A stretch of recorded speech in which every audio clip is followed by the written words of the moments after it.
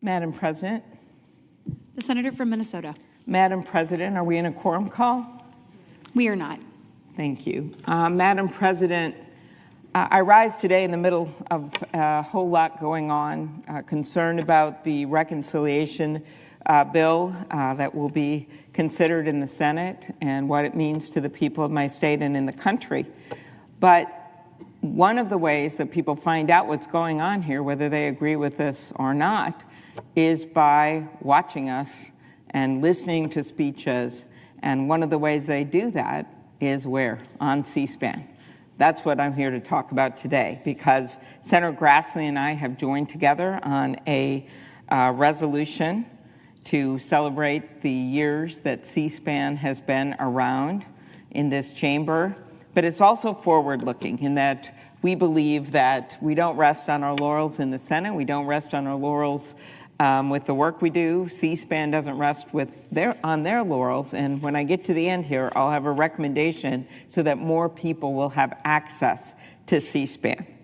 So we are celebrating 39 years of C-SPAN's coverage of the Senate. And it's worth looking back at what was going on in 1986 when it all began. Prince had recently, Minnesotan, released his 8th album. Ronald Reagan was president, and my colleague on this resolution, Chuck Grassley, was already in the Senate. While C-SPAN had begun airing floor activities over on the House side back in 1979, the Senate had been a tougher sell. It wasn't until someone introduced then Senate Minority Leader Byrd as the Speaker of the House on a trip back home in West Virginia. They gave him the wrong title, Speaker of the House, because people were watching C-SPAN in the House and they had no access in the Senate. Then Senator Byrd started to think, maybe we should have TV coverage in the Senate as well, to make sure that the Senate wasn't outshined by the House.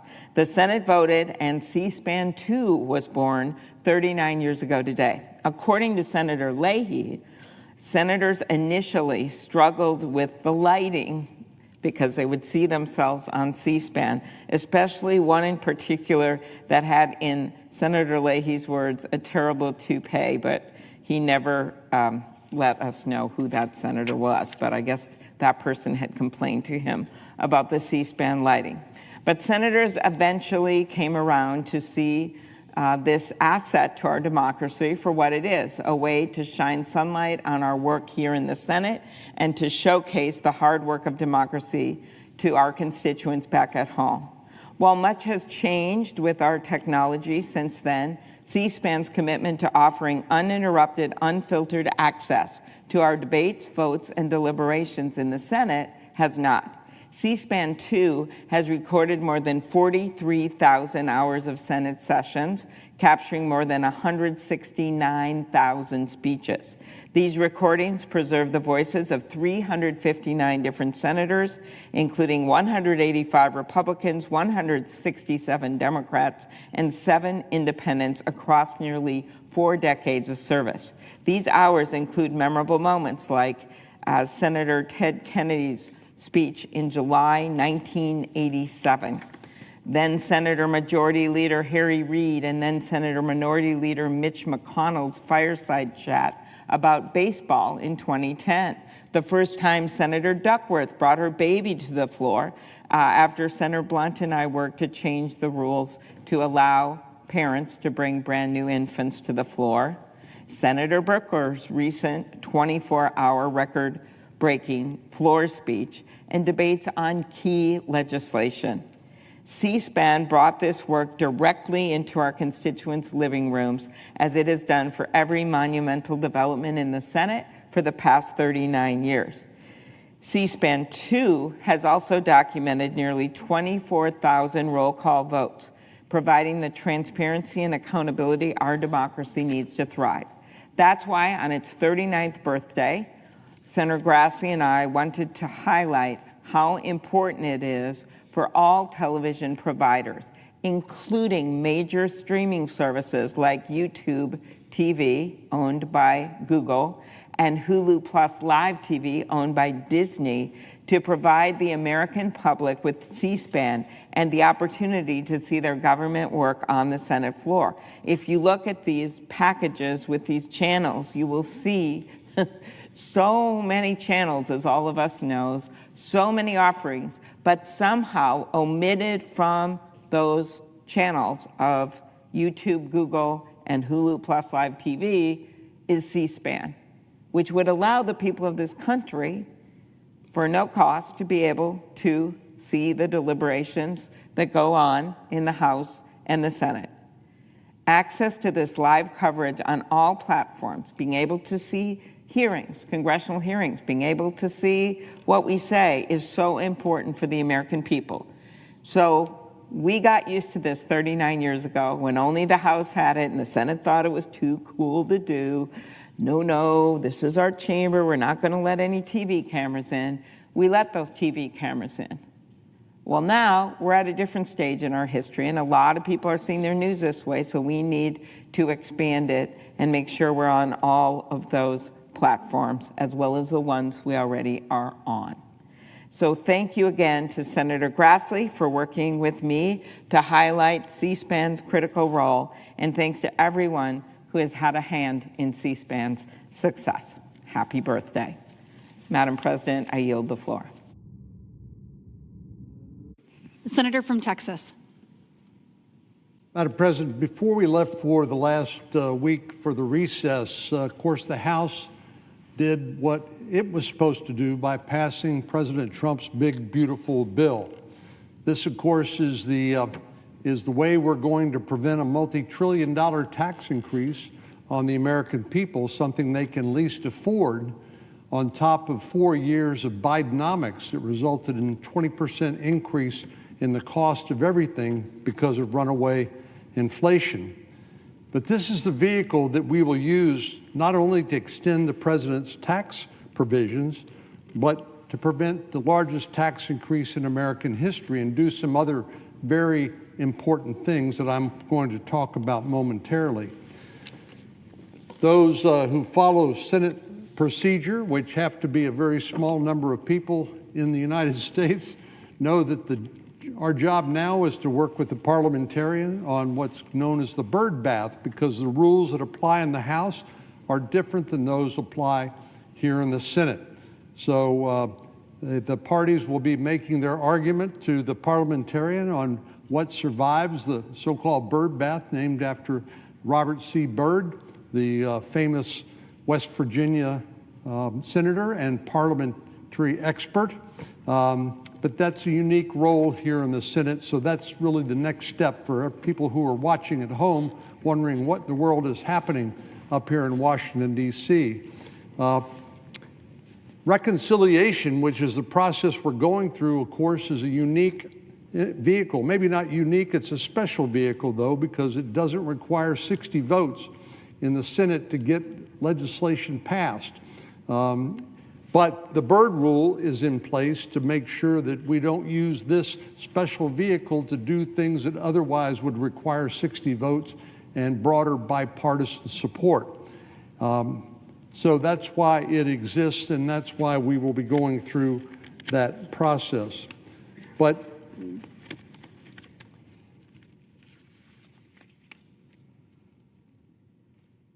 the budget resolution, of course, has instructed both the House and the Senate committees to spend money in some instances. For example, the Judiciary Committee in the House, Homeland Security, and the Armed Services Committee to actually spend money to bolster our defense and border security, something that if we did not do, we would be in a world of hurt. Even though, frankly, with President Trump now in office, the border crossings have dropped precipitously, about 95%, but still both ICE, Immigration and Customs Enforcement, and the Department of Homeland Security need additional resources for detention facilities and personnel, or else they will run out of money. But one of the most important things that we need to do in this budget reconciliation process is to finally come to grips with our national debt. We have approaching $37 trillion in debt, which is more money than any human being can actually imagine. But here's something that I always recall that sort of brings it home to me. We are now spending more money on interest on the national debt than we are to defend our nation, which is the #1 job of the federal government. And of course, as I've said many times here from the floor, and as any senator knows, the world is the most dangerous it's been at any time since World War II. You look at what's happening in North Korea, with North Korea providing troops to the Russians to defeat the Ukrainians. You see, obviously, Iran enriching uranium and providing drones to Russia for the battle in Ukraine. You see President Xi in the Indo-Pacific threatening to take Taiwan by 2027. And then you see what's happening in the Middle East with Hamas and Israel and the Iranian proxies, whether it's the Houthis in Yemen or Hezbollah in Lebanon or the Hamas in Gaza. The world is a very, very dangerous place. And the fact of the matter is, we are on an unsustainable course. We cannot protect the nation. We cannot establish deterrence so that our young men and women never have to fight in wars without making the appropriate investments in our national security. And we simply cannot do that on the current trajectory we are on, and with the debt now approaching $37 trillion. The fact of the matter is we really haven't tried very hard in the past. And as the presiding officer knows, as a member of the Appropriations Committee, which handles the amount of money that we spend on an annual basis, only deals with about 28% of what the federal government spends. The rest of that money, the 72%, come from mandatory spending programs and things like the tax code, because the tax code has actually become a means whereby we actually spend money as well through tax credits and the like. And the federal government spends roughly $6.7 trillion a year. And we're never going to balance the budget just looking at 28% of federal spending, which is what we do through discretionary spending. And now that means this is our opportunity, maybe once in a generation opportunity, to begin to chip away at that national debt. If anything should get our attention, the recent credit rating from Moody's underscores the importance of including these reforms in this particular legislation. Moody's, which recently downgraded its rating of U.S. credit from AAA to AA1, and they pointed to our national debt, especially our growing entitlement spending, as a reason to lower our credit rating. Now, this is the United States of America, and we are seeing our credit rating downgraded because Congress has not had the courage to deal with this impending potential debt crisis. If we want the United States to maintain its standing in the world, if we want to be able to have the resources to defend the nation and deter our adversaries, we have to at least begin to get our fiscal house in order. And this bill, the big, beautiful bill from the House, we're going to make it even more beautiful here in the Senate, but it's going to take 51 senators having the courage to step up and do some hard things, like deal with this debt trajectory. But the good news is this is our opportunity right now. One avenue to achieving some of these savings that I want to talk about today is implementing work requirements for able-bodied adults in our means-tested programs. There's a number of them, including Medicaid, food stamps, now known as SNAP, nutrition programs in the Farm Bill that have means testing. In other words, only if you have a certain level, if you are within a certain level, otherwise known as poverty levels, you will get the benefit of these taxpayer-supported programs. But if you make more than that, then you will not qualify.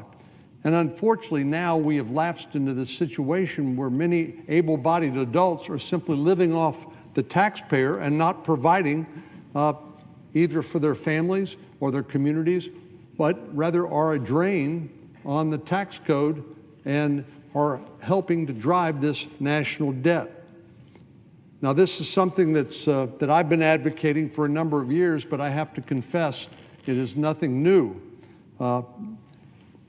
Now our Democratic colleagues are accusing Republicans of slashing these programs, which of course is not true because we haven't actually finished our work yet. But first of all, implementing work requirements for means-tested programs, as I said, is nothing new. Back during the era of President Clinton's presidency, Democrats agreed with Republicans that able-bodied adults who receive government benefits should be required to work, or in this case, they need to be looking for work, or they need to provide some community service. They can't just sit on the couch at home and play video games. They shared, Democrats did back then, our goal of incentivizing individual responsibility rather than encouraging people to fall into the trap of long-term government dependency. Inspired by this goal, President Clinton and then Speaker of the House, Newt Gingrich, came together to lead the effort to pass what's now known as the Welfare Reform Act of 1996. This legislation implemented work requirement to TANF, otherwise known as Temporary Assistance to Needy Families, and had remarkable success in declining welfare caseloads while increasing employment and earnings among low-income individuals. So why would we not resurrect this tried and true playbook from the bipartisan era of 1996? The U.S. federal government spends about $1 trillion a year on means-tested programs, and work requirements are one common-sense step toward reforming this trajectory, again, which is adding to our national debt. Recent research from the Foundation for Government Accountability found that more than 62% of able-bodied adults who receive Medicaid benefits do not work at all. 62%, 2 out of 3.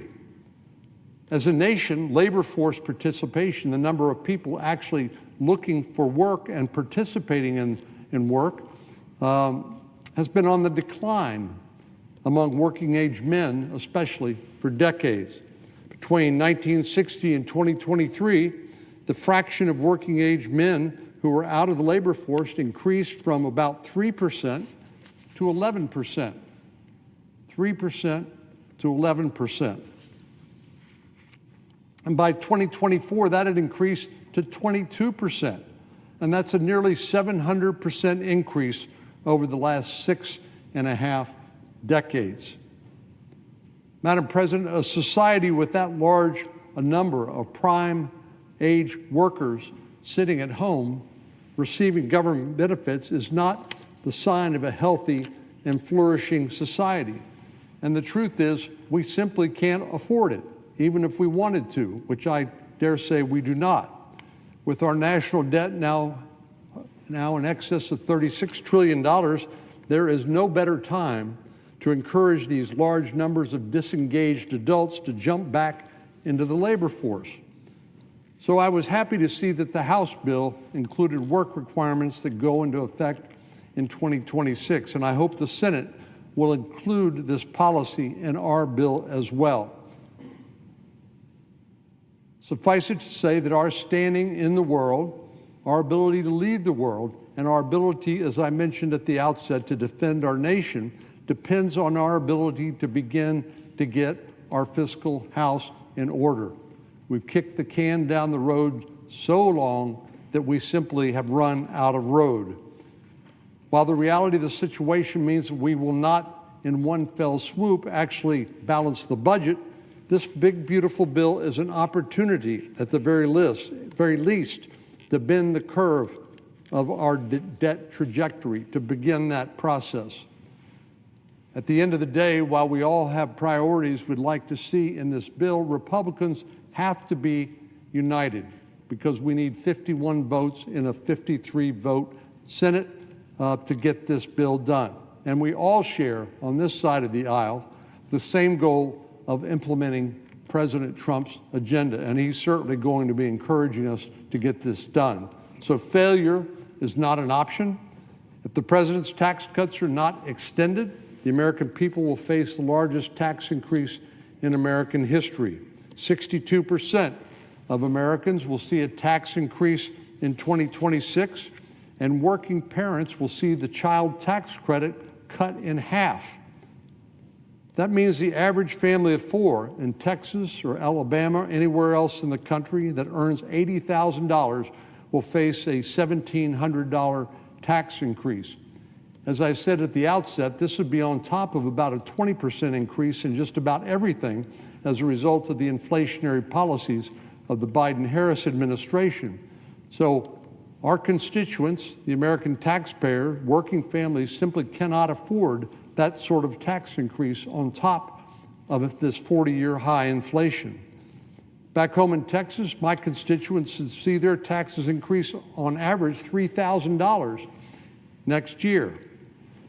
As I've traveled my state, as I did during the course of this most recent recess, my constituents have emphasized to me time and time again how much they are depending on these tax cuts being renewed, especially our small businesses that have depended on the 2017 Tax Cuts and Jobs Act to hire more staff, to purchase equipment that they could then expense, and to provide additional benefits to their employees.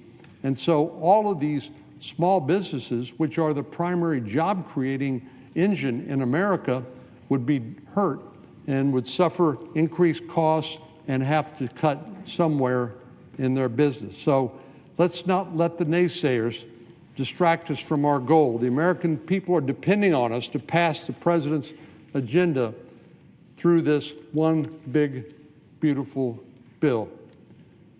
Madam President, I yield the floor. The clerk will call the roll. Ms. Alsobrooks.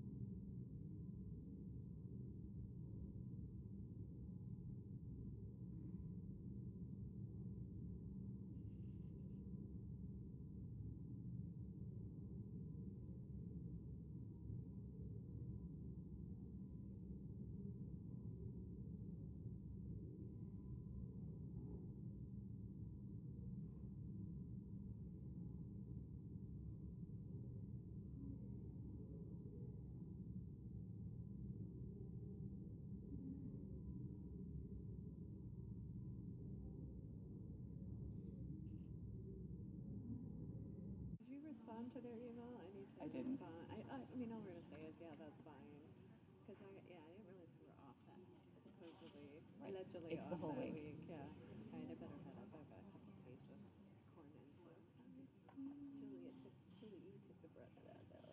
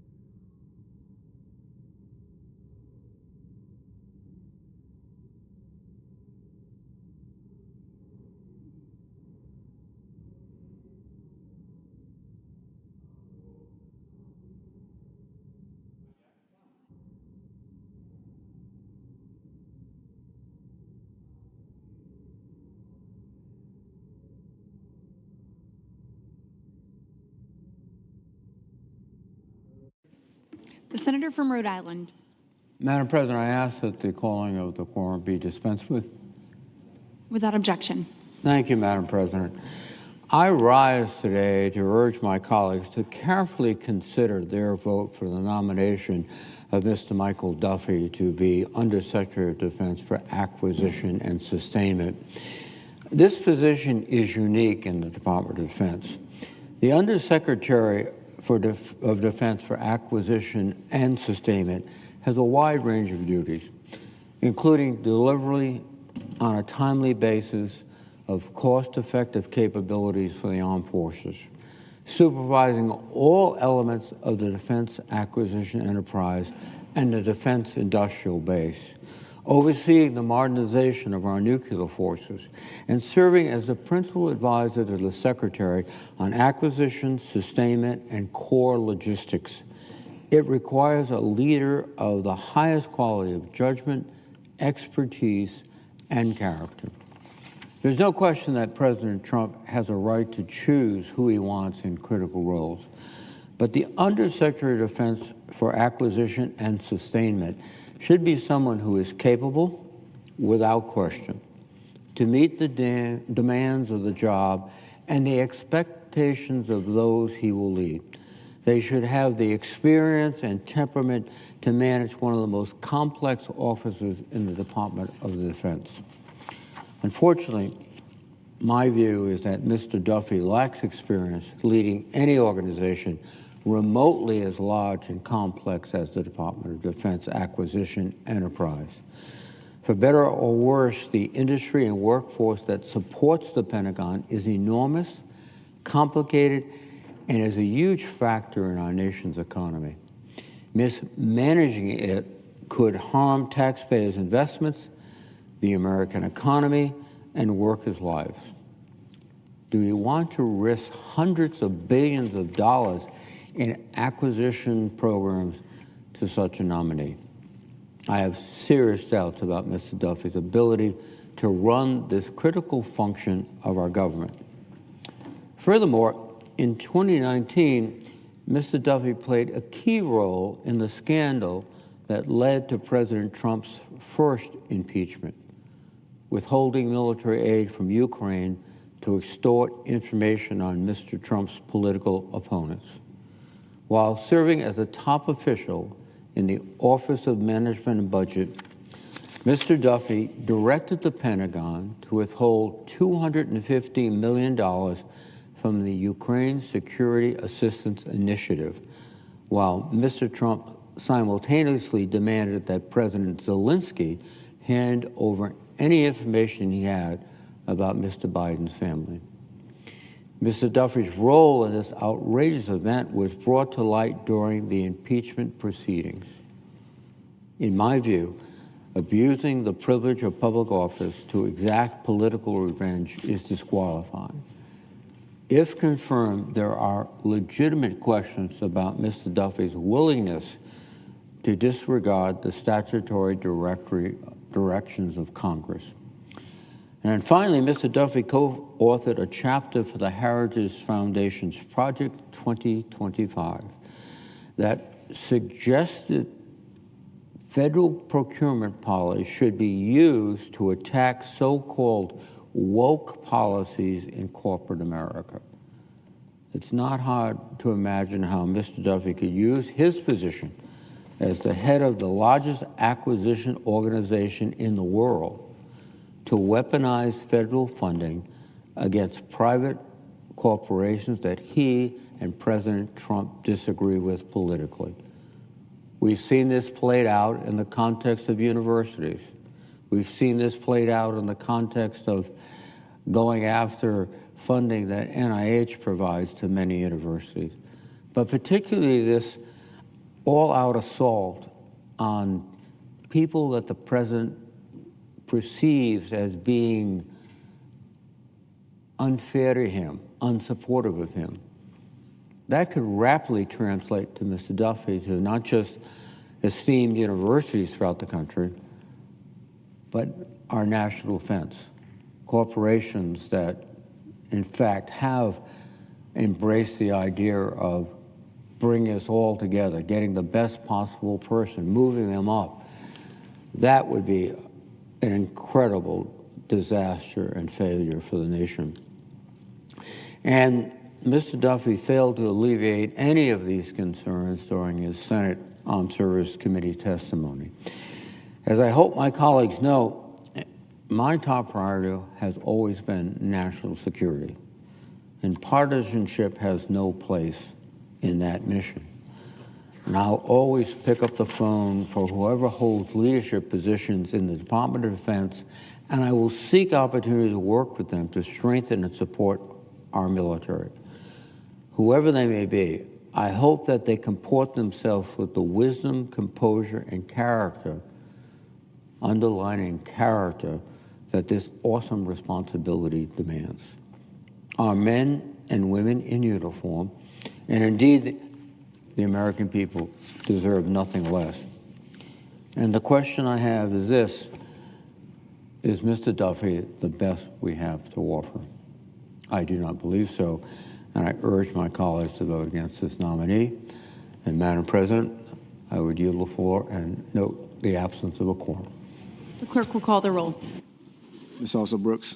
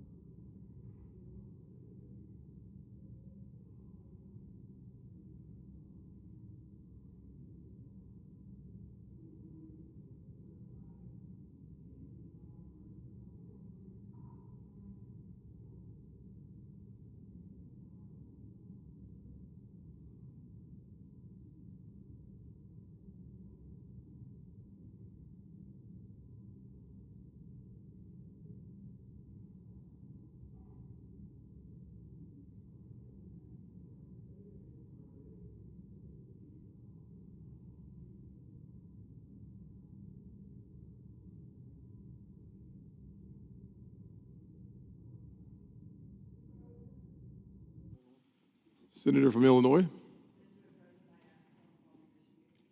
Without objection.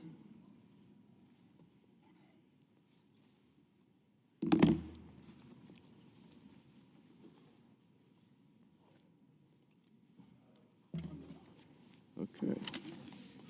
The clerk will report the motion to invoke cloture.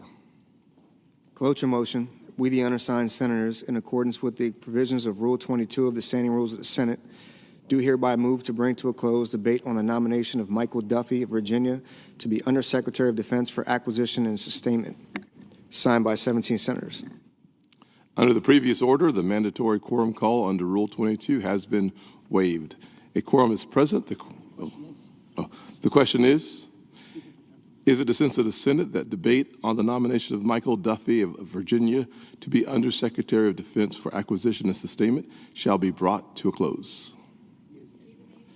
Yeas and nays are mandatory. Under the rule, the clerk will call the roll. Ms. Also Brooks, Ms. Baldwin, Mr. Banks, Mr. Barrasso, Mr. Bennett, Mrs. Blackburn, Mr. Blumenthal, Ms. Blunt Rochester, Mr. Booker, Mr. Bozeman, Mrs. Britt.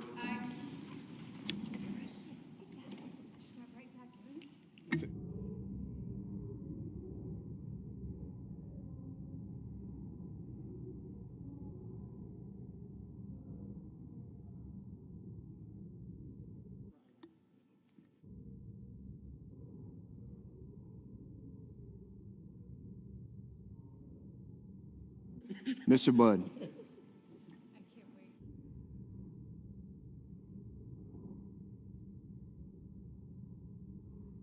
Ms. Cantwell. Mrs. Capito. Mr. Cassidy. Ms. Collins.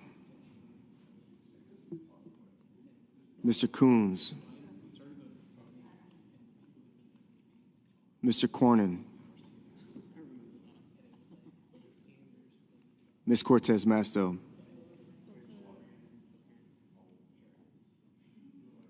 Mr. Cotton.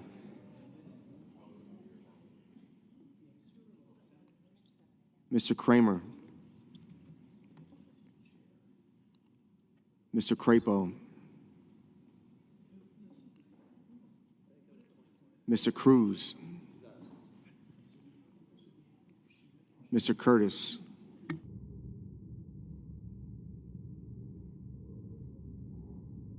Mr. Daines.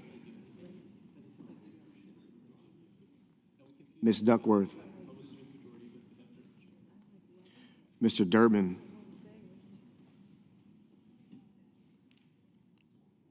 Ms. Ernst. Mr. Fetterman.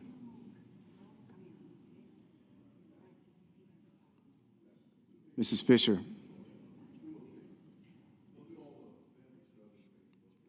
Mr. Gallego. Mrs. Gillibrand.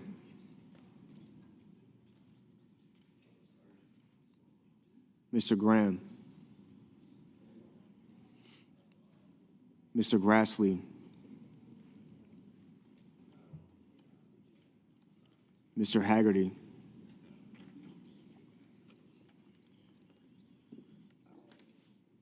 Ms. Hassan.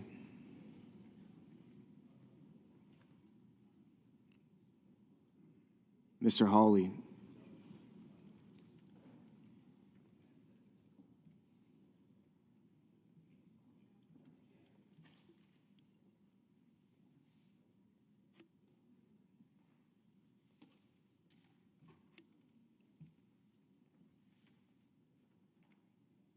Mr. Hickenlooper.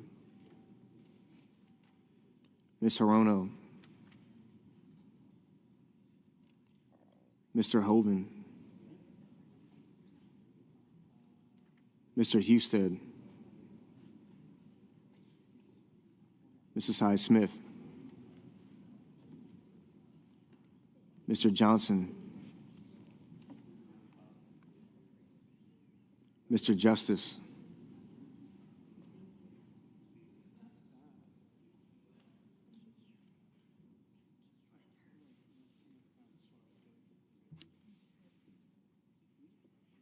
Mr. Kane, Mr. Kelly, Mr. Kennedy, Mr. Kim, Mr. King, Ms. Klobuchar, Mr. Langford, Mr. Lee, Mr. Lujan, Ms. Lummis, Mr. Markey, Mr. Marshall, Mr. McConnell, Mr. McCormick, Mr. Merkley, Mrs. Moody, Mr. Moran, Mr. Moreno, Mr. Mullen,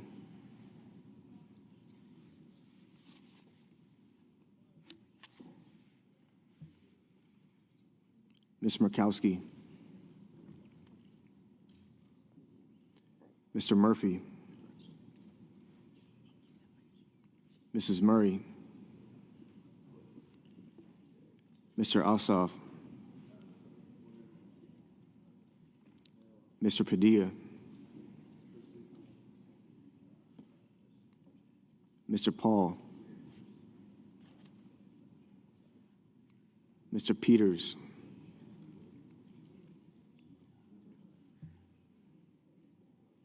Mr. Reed,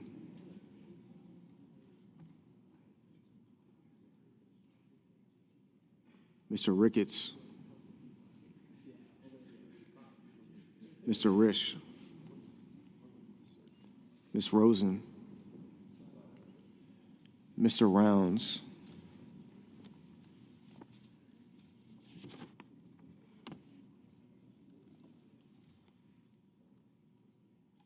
Mr. Sanders,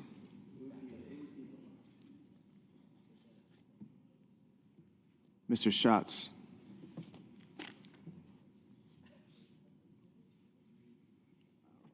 Mr. Schiff,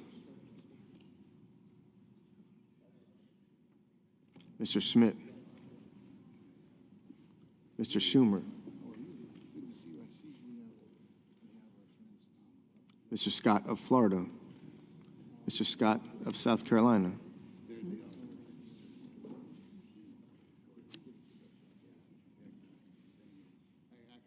Mrs. Shaheen, Mr. Sheehy,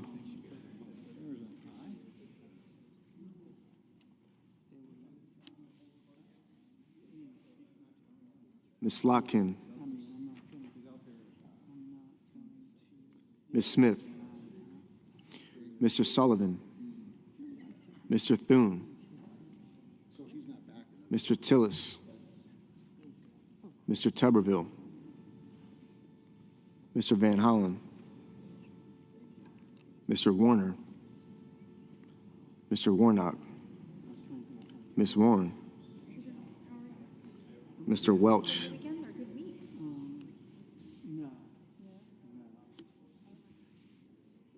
Mr. Whitehouse, Mr. Wicker, Mr. Wyden, Mr. Young.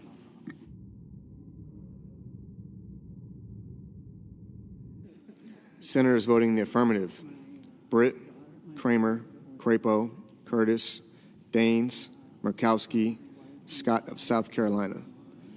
Senators voting in negative: Duckworth, Gallego, Hickenlooper, Murphy, and Reed.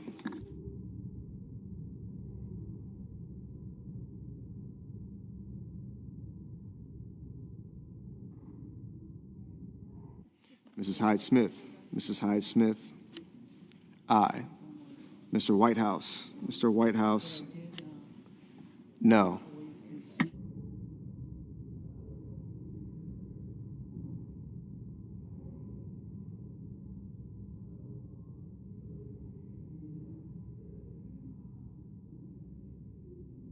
Mr. Kim, Mr. Kim, No. Mr. Moreno. Mr. Moreno. Aye.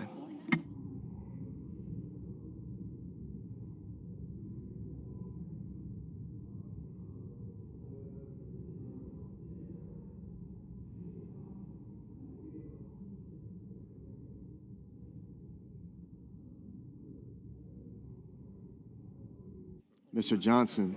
Mr. Johnson. Aye.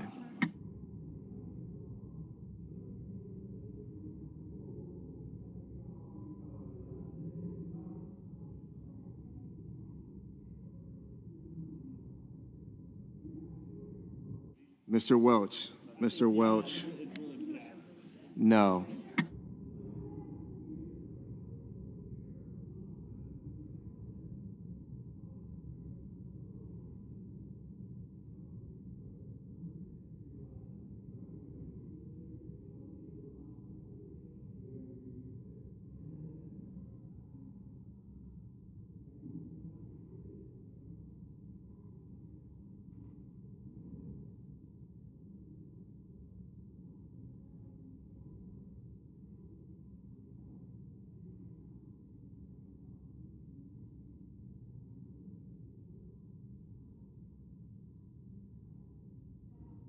Mrs. Shaheen. Mrs. Shaheen. No.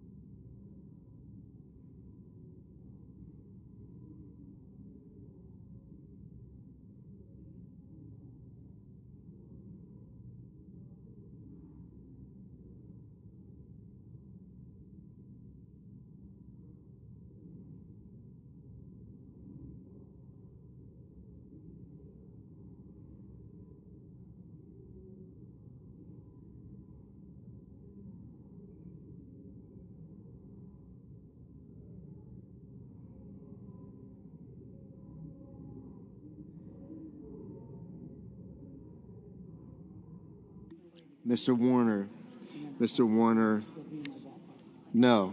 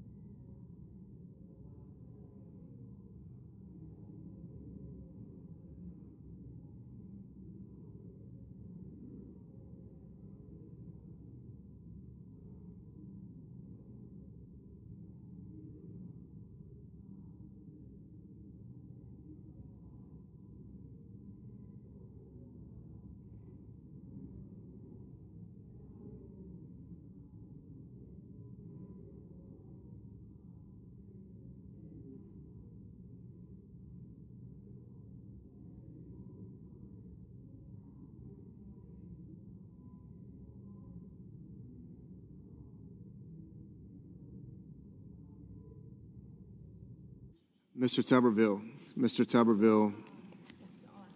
Aye.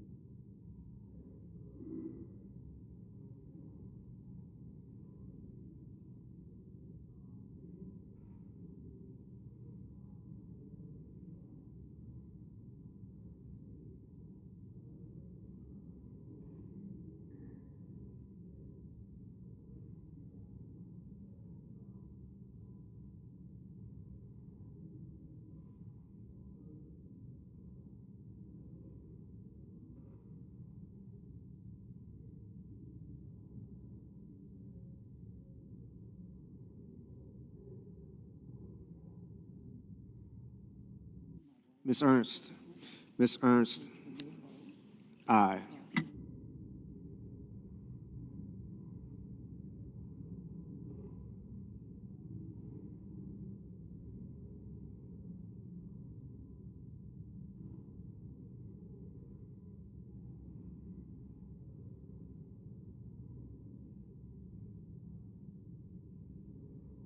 Mr. Heinrich. Mr. Heinrich, no.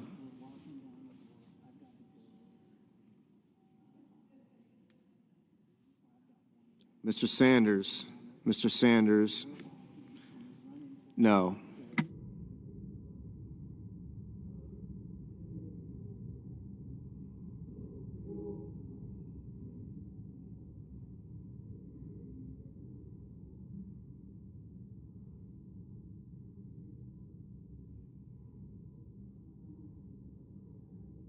Mr. Cassidy.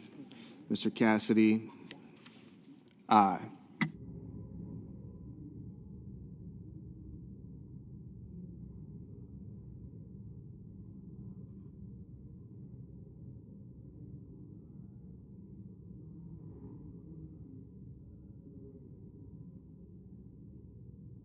Mr. Sheehy. Mr. Sheehy, aye. Mr. Fetterman. Mr. Fetterman, no. Mr. Young. Mr. Young, aye.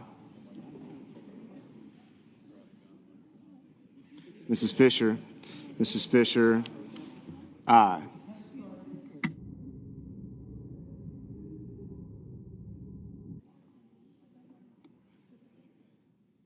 Ms. Hassan.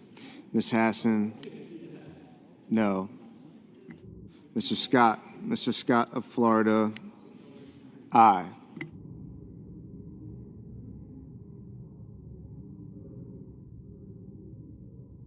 Mr. Schmidt.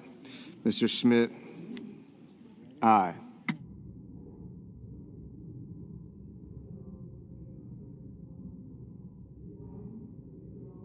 Mr. Wyden. Mr. Wyden, no.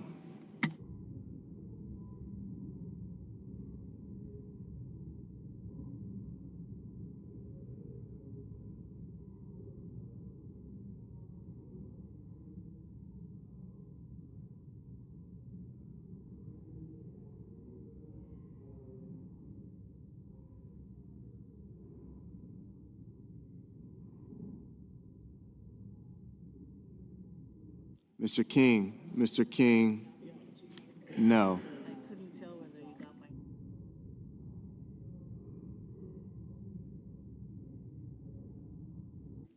Ms. Hirono. Ms. Hirono, no.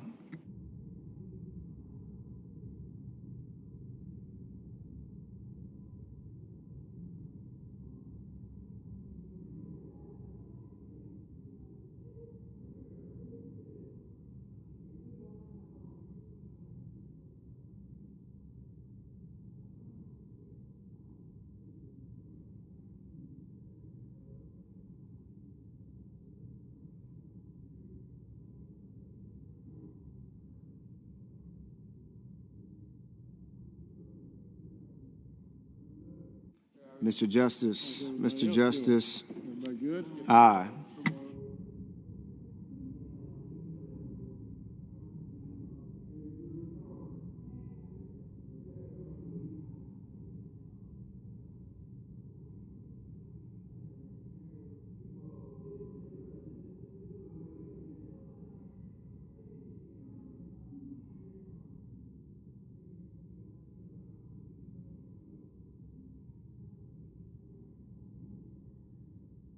Mr. Padilla. Mr. Padilla, no.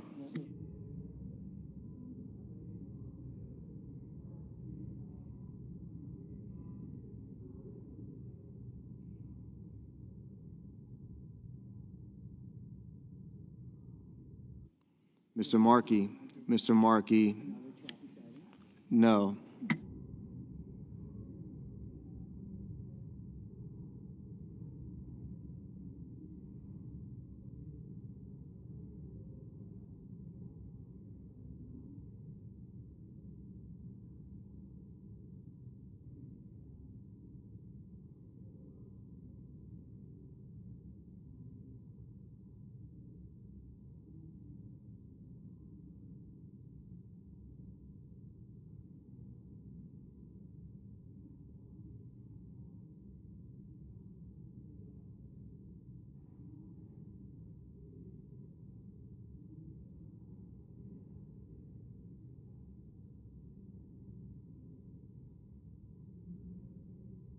Mr. Bud. Mr. Bud. Aye.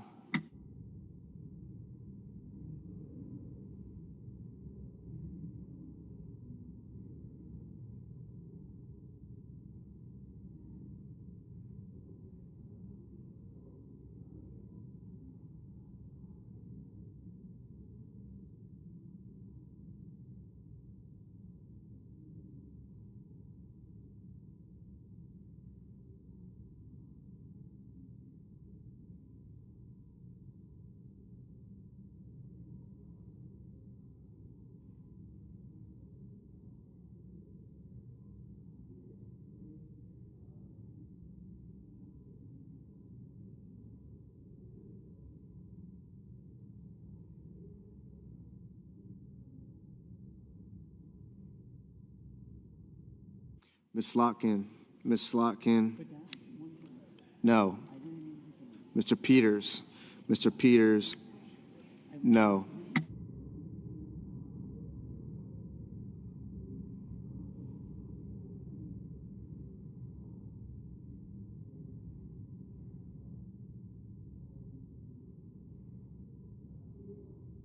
Mr. Lujan. Mr. Lujan. No.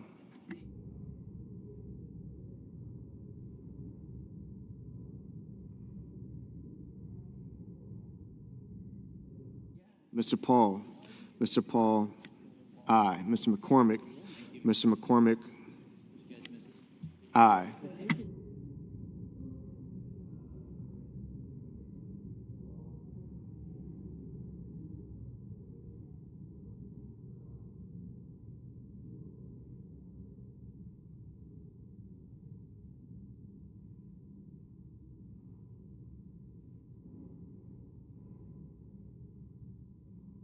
Mr. Cotton. Mr. Cotton. Aye. Mr. Lee. Mr. Lee. Aye. Ms. Blunt Rochester. Ms. Blunt Rochester. No.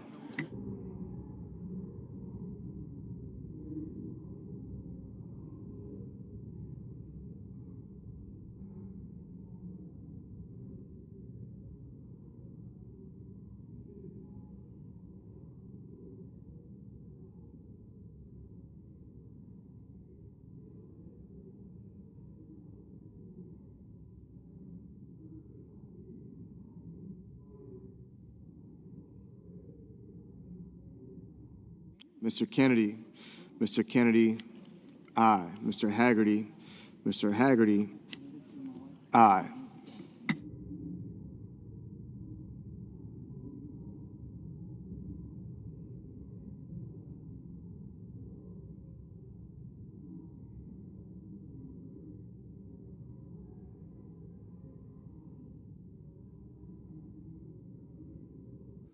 Mr. Rounds. Mr. Rounds. Aye. Mr. Wicker. Mr. Wicker. Aye.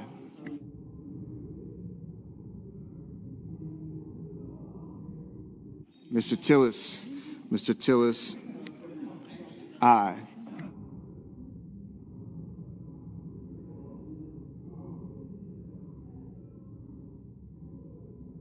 Mr. Moran. Mr. Moran. Aye.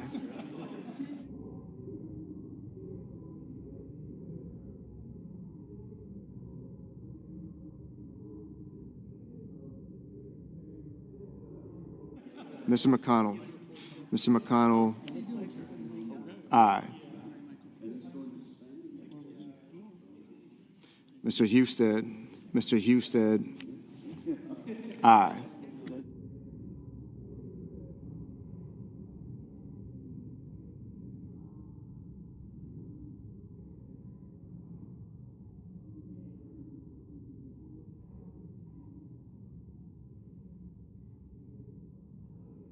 Mr. Mullen. Mr. Mullen. Aye.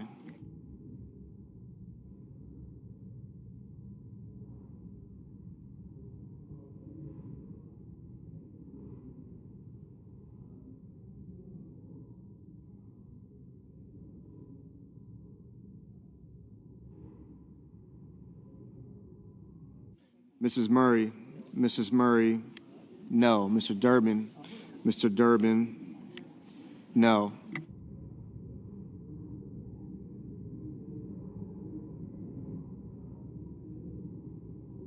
Ms. Warren, Ms. Warren, no.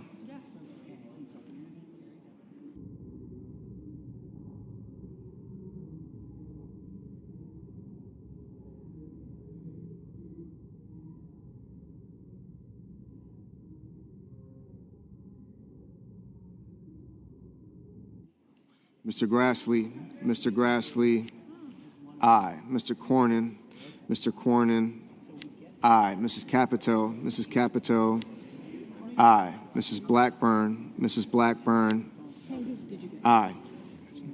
Ms. Collins, Ms. Collins, aye. Mr. Brasso, Mr. Brasso, aye. Mrs. Moody, Mrs. Moody, aye. Mr. Ricketts, Mr. Ricketts, aye. Ms. Lummis, Ms. Lummis, aye.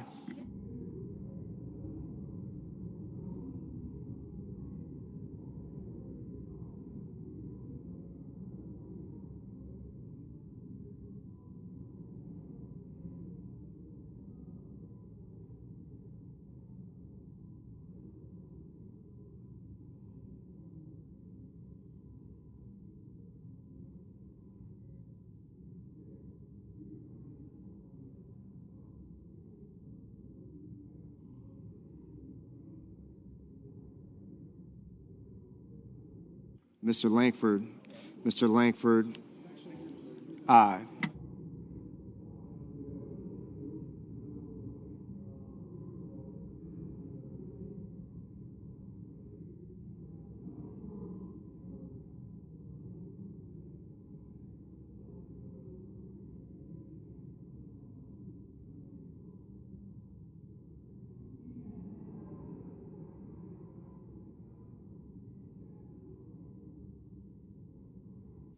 Mr. Thune, Mr. Thune, aye.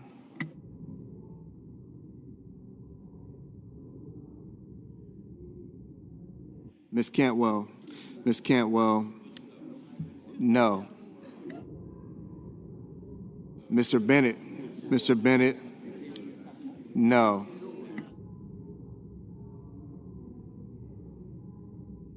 Mr. Risch, Mr. Risch, aye.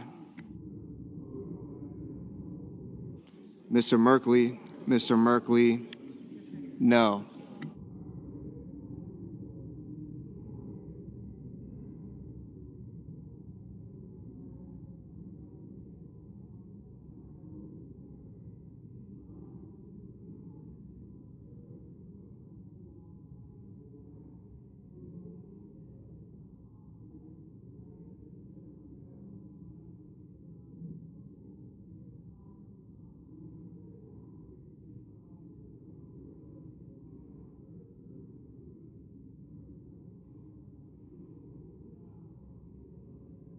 Mr. Bozeman, Mr. Bozeman, aye.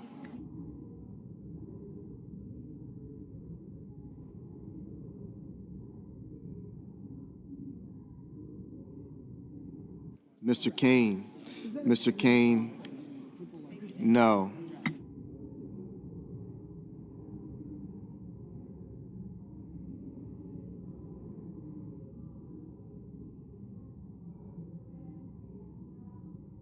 Mrs. Gillibrand, Mrs. Gillibrand, no.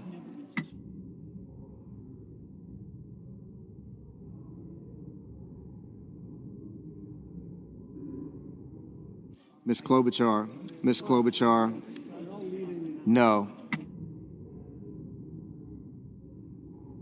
Mr. Schatz, Mr. Schatz, no.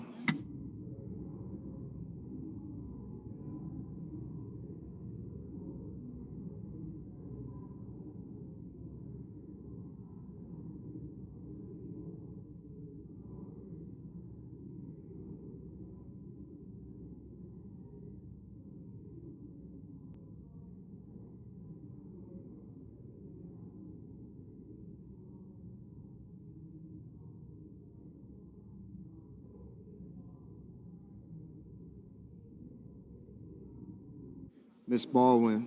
Ms. Baldwin. No.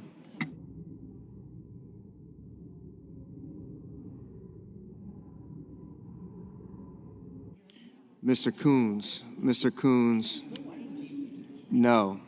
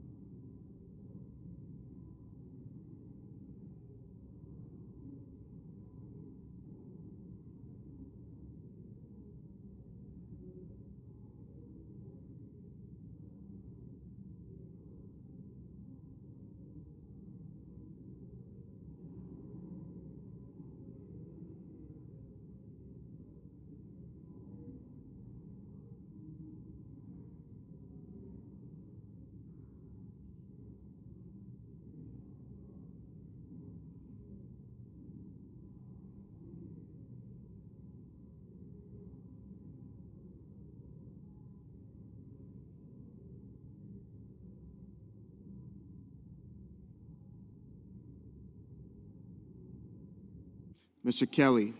Mr. Kelly. No.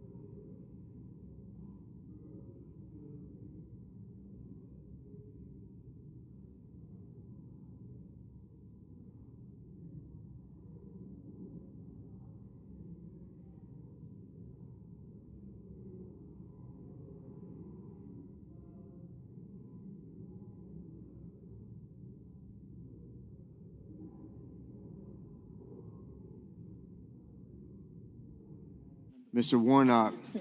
Mr. Warnock. No.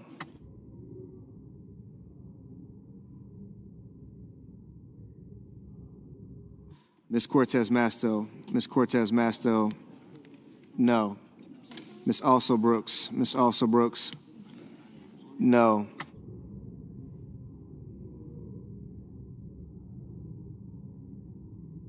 Mr. Hawley. Mr. Hawley.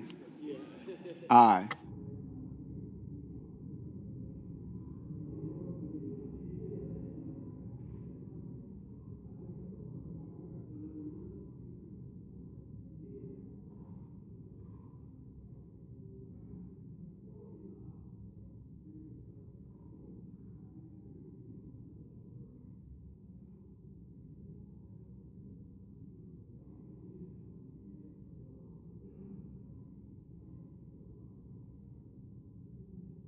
Ms. Smith. Ms. Smith. No. Mr. Van Hollen. Mr. Van Hollen? No. Mr. Cruz? Mr. Cruz? Aye.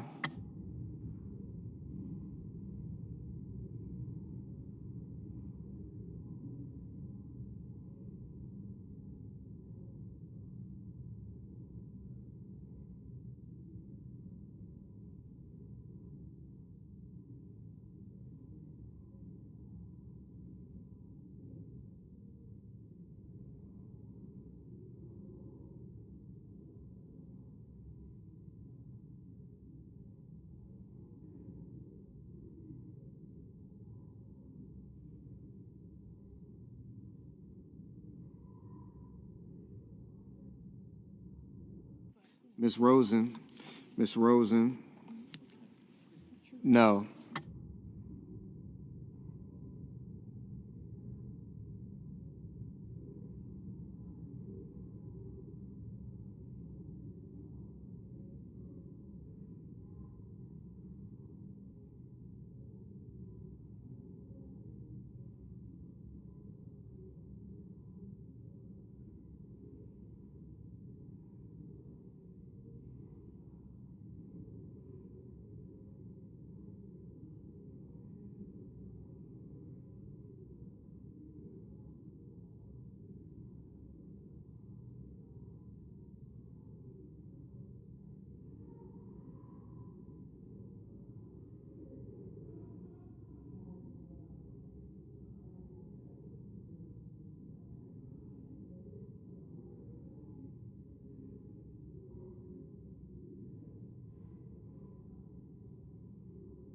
Mr. Blumenthal? Mr. Blumenthal? No.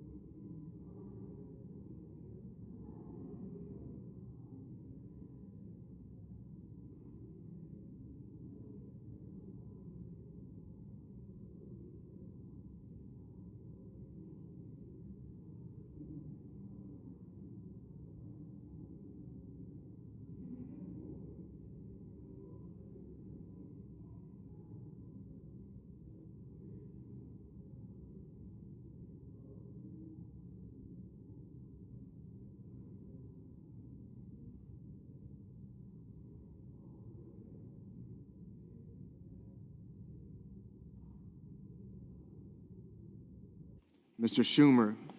Mr. Schumer? No.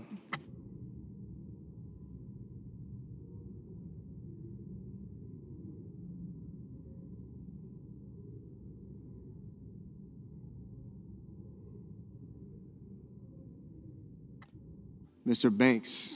Mr. Banks? Aye.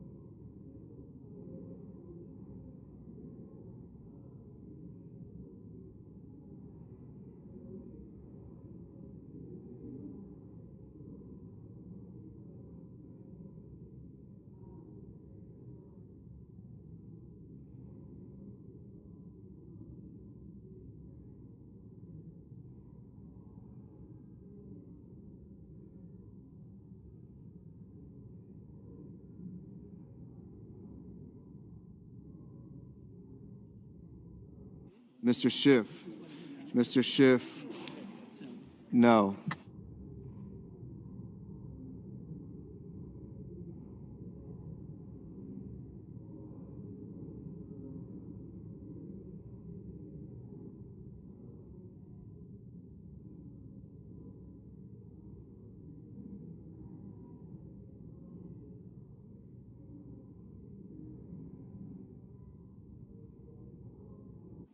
Mr. Marshall. Mr. Marshall, aye.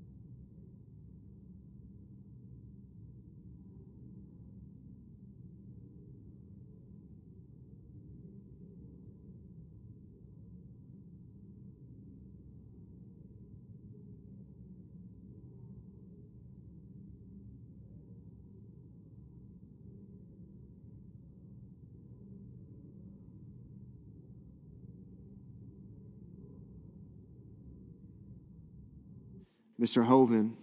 Mr. Hoven, aye.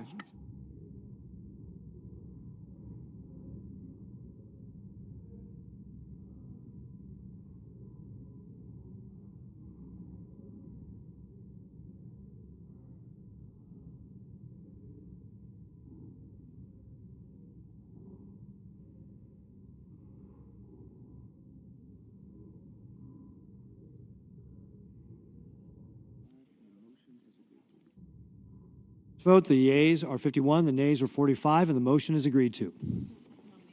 The clerk will report the nomination. Department of Defense, Michael Duffy of Virginia, to be Undersecretary for Acquisition and Sustainment.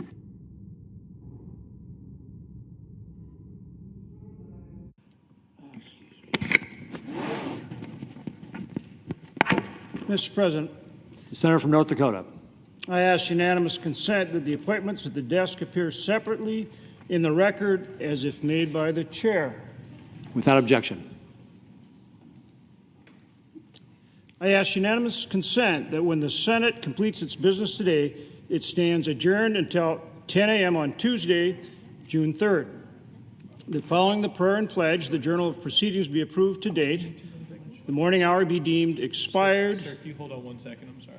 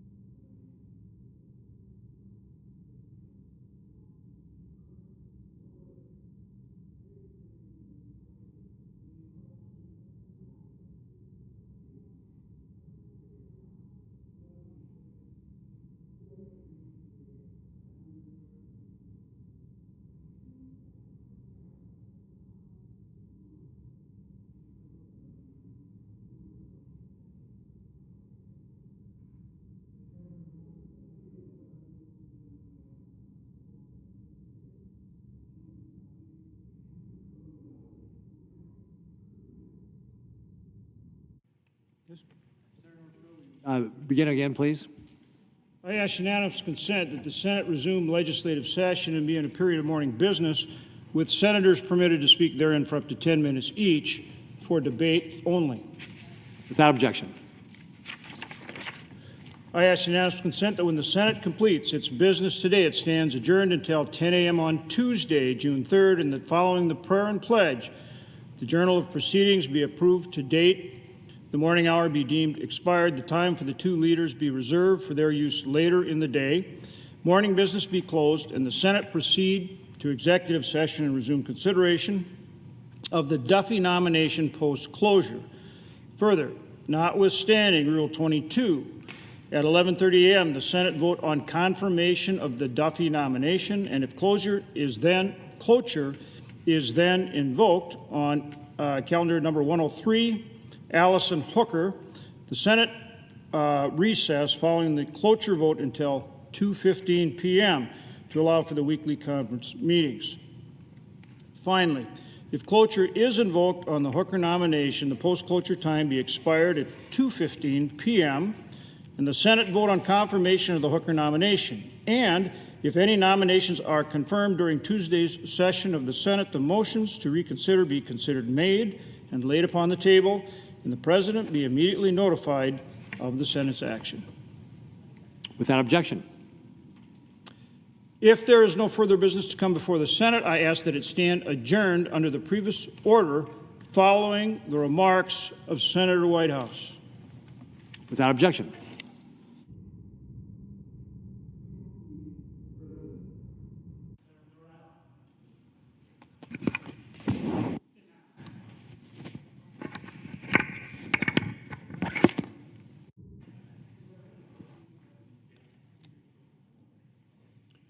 Mr. President, I take the Senate back to June 9th of 1772. And I read from Rory Raven's Burning the Gaspee. A handful of longboats glided across the water on a moonless night. The men, some at the oars, others nervously fingering muskets or clubs or handspikes, were silent as they drew closer and closer to the silhouette of a schooner a short distance away. A white British ensign fluttered from the schooner's topmast in a humid breeze. A sentry on deck peered into the darkness, catching sight of the approaching boats. "Who comes there?" he called. The men in the boats bristled at the sentry's English accent. "We mean to come aboard," replied a big man in the lead boat. "You cannot," the sentry shouted back. "You cannot come aboard." A moment later, the schooner's commanding officer came on deck. Roused from his bunk, he stood at the rail in his shirt sleeves. Raising a pistol, he warned the men not to come closer. Another man in another boat rose to his feet and declared, "I am the sheriff of the county of Kent." That would be Kent County, Rhode Island. "I am the sheriff of the county of Kent, God damn you. I have a warrant to apprehend you, God damn you. So surrender, God damn you." The officer drew his sword and repeated his warning. Some of the sailors under his command joined him, weapons at the ready. In one of the boats, a man turned to the friend seated next to him, saying, "Reach me your gun. I can kill that fellow." The gun was handed over.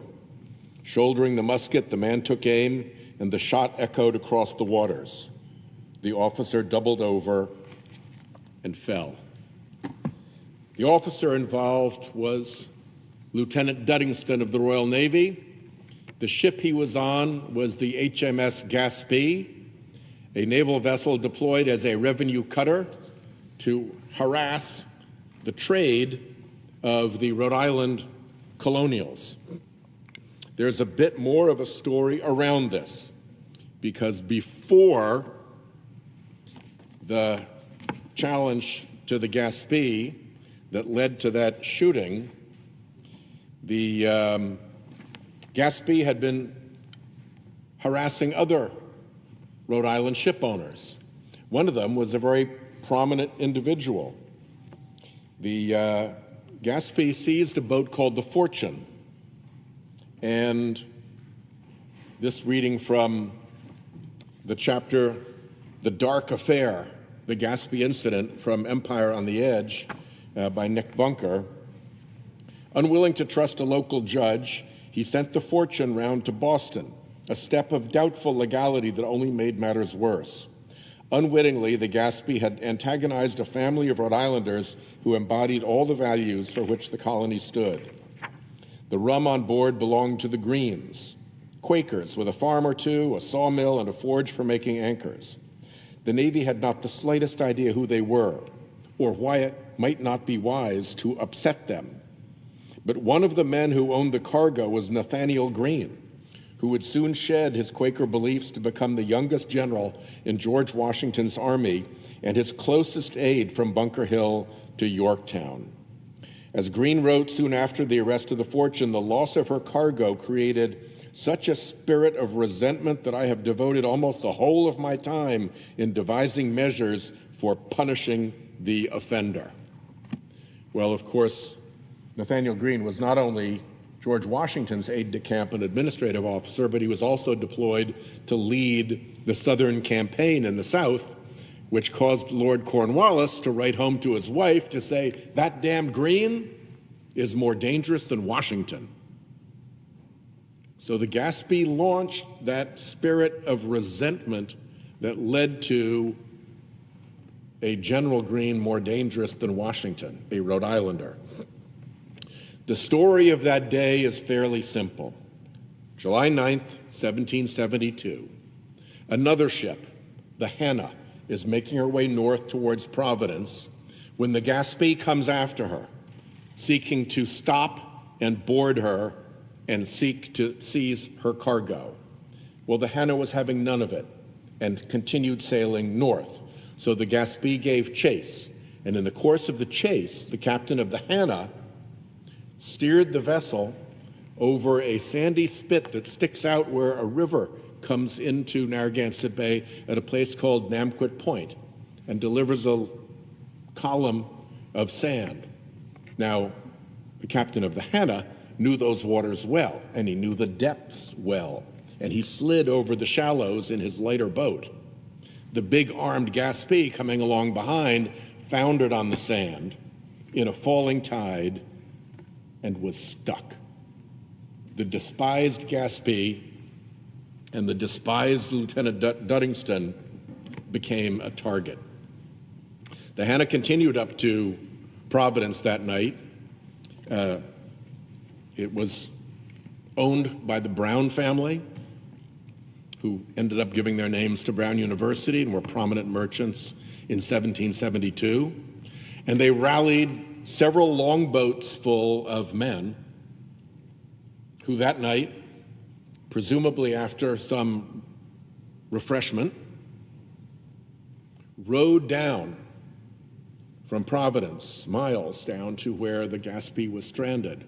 And that is where that incident began. It was those men in those longboats on that moonlit night who decided they were going to rid their beloved Narragansett Bay of the wretched and detested Gaspee. So they ended up shooting the captain of the vessel, Lieutenant Duddingston. He survived his wounds. They took the vessel. They captured the crew. They took everybody ashore. They saw that medical care was given to Lieutenant Duddingston. They came back out, and they set fire to the Gaspee. And this painting, which hangs in my office, is a depiction of the Gaspee on fire that night. And as the fire burned, it came to the powder magazine, and the powder magazine exploded, and the Gaspee was blown to smithereens across Narragansett Bay, and that was the end of her. Now, the episode got rather lost to history. And I'll put it in a time context. This is June 9th of 1772. This is more than a year before the Boston Tea Party up in Boston Harbor. On that occasion, Massachusetts colonials painted their faces and boarded a civilian vessel and pushed tea bags off it into Boston Harbor. That was Massachusetts.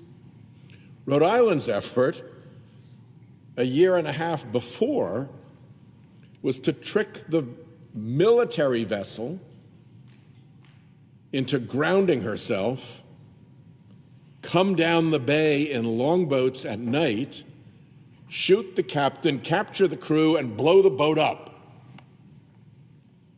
What more did we need to do to be in the history books? Well, we're getting there. I give this speech every year.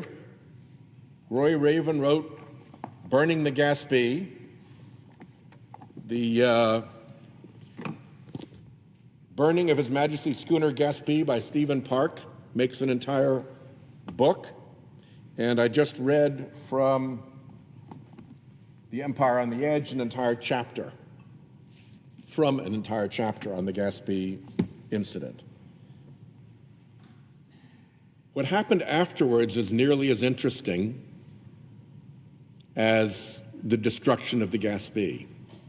King George was furious. Parliament was furious. An enormous bounty on the heads of the men in those longboats was offered by the king. Over $100,000 in today's money. And officials were sent from England to go and put on a trial, find these men, try them, and hang them. No one would talk. About 60,000 people lived in Rhode Island back then. But it was a close community, gathered mostly around the shore, very prosperous community because of its trading, and nobody would talk. There was never any satisfaction to King George for his rages.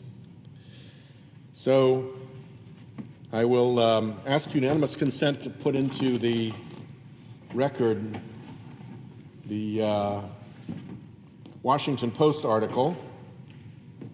Without objection. Which this photograph is. You can recognize the picture that I just showed you. It's in the article. And does quite a good job of putting into context this rebellious act by Rhode Island that took place over a year before the Boston Tea Party and yet is mostly overlooked by historians. Here's another version of the Gaspee aflame before it explodes, and here are the men in the longboats coming away from it, having lit that fire. So it's important enough that I thought I might try a poetical hand to it. I've read this before, and I'll read it again. Listen, my colleagues, and you shall see how Rhode Islanders blew up the dread Gaspee. Great Britain was fearsome. She ruled the sea, but Rhode Islanders burned with the fire to be free. So when George sent his frigate to tax our coast, and its arrogant captain was heard to boast that he'd soon have Rhode Island under his sway, well, a course was set for a fateful day. Narragansett Bay sparkled bright and blue, June 9th of 1772.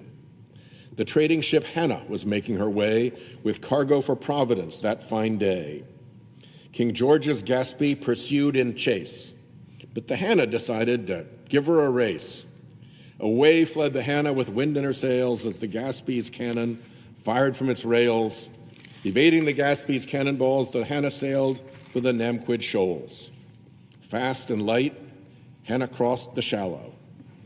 But when the Gaspee attempted to follow, she ran aground on the Warwick shore in a falling tide and could move no more. That night, dark longboats with muffled oars came slipping quietly down the shore to rid our bay of the dread Gaspee, to show old King George that Rhode Island be free. The battle was fierce off Warwick Neck. When the gun smoke cleared from the Gaspee's deck, the Rhode Islanders had her as their prize, and her crew bound up in chains and ties. When the crew was ashore, Patuxent's Rangers assured they'd present no further danger. Back to the bay in the dark of the night went the Gaspee raiders to set her alight. The fire spread through the raiders' prize till a blast filled the Narragansett Bay skies. The fire had reached the Gaspee's magazines, and her gunpowder blew her to smithereens. Away sped the riders into the dark, leaving in the embers freedom's spark. I want their names, King George demanded, and ordered the raiders be apprehended. But his call for hangings came to naught. His nooses hung empty. No charge was brought, because never a traitorous tale was told. Rhode Island stood steady, silent and bold. The spark that was struck in the Gaspee raid lit a flame that still burns in our hearts today. And the lesson from then is a lesson now that every American still will avow. However majestic your powers may be, you should heed our warning, don't tread on me. So that is the tale of the Gaspee, and one day it will get its appropriate notice in history. I yield the floor. Under the previous order, the Senate stands adjourned until 10 a.m. tomorrow.